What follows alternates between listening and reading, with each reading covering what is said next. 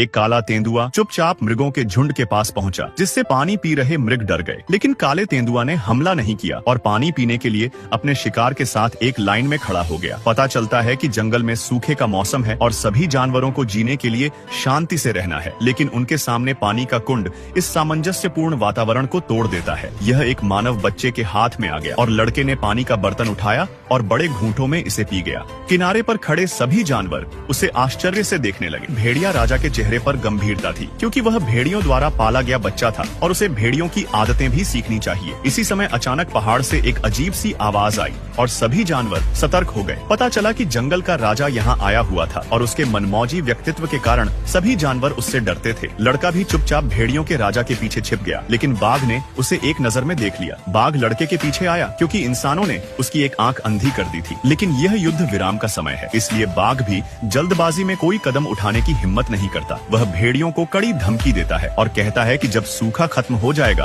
और बरसात का मौसम आएगा तो लड़का मारा जाएगा। आखिरकार बारिश हुई और कुछ जानवर खुश थे जबकि अन्य दुखी थे। भेड़ियों ने इस बात पर बहुत देर तक चर्चा की कि लड़के को रहना चाहिए या यहाँ से जाना चाहिए। भेड़िया राजा के लिए चीजें मुश्किल न बनाने के लिए लड़के ने वहाँ से जाने का एक दर्दनाक निर्णय लिया। जैसे ही उसने बोलना समाप्त किया, भेड़ियों की रानी ने उसे चुप रहने को कहा, क्योंकि उसकी नजर में वह लड़का उसका बेटा था। लेकिन इस समय लड़के के शिक्षक ब्लैक पैंथर भी खड़े हो गए और उन्हें लगा कि लड़के को मानव समाज में वापस भेजने का समय आ गया है। वह अनिच्छुक थी, फिर भी भेड़िया रानी को अंततः लड़के की सुरक्षा के लिए सहमत होना पड़ा। इसलिए उसने भेड़ियों के झुंड को अलविदा कहा और काले तेंदुए के साथ चल पड़ा। वे खतरनाक झरनों से गुजरे और खड़ी चट्टानों को पार किया। पूरे रास्ते में खूबसूरत नजारे थे, लेकिन लड़का नाखुश था। इस समय काले पैंथर ने उसे बेवजह नीचे लिटा दिया। लड़का तुरंत क्रोधित हो गया। पता चला कि शातिर बाघ उसका पीछा कर रहा था। लड़का, जिसने अभी अभी प्रतिक्रिया की थी, बेताब होकर भागा। काला तेंदुआ बिल्कुल भी पीछे नहीं हटा और बाघ से कुश्ती लड़ी, लेकिन बाघ ने पहली नजर में ही काले तेंदुआ को थप्पड़ मार दिया और फिर तेजी से लड़के की ओर भागा। जैसे ही बाघ उस पर झपटने वाला था, भयभीत बाइसन के एक समूह ने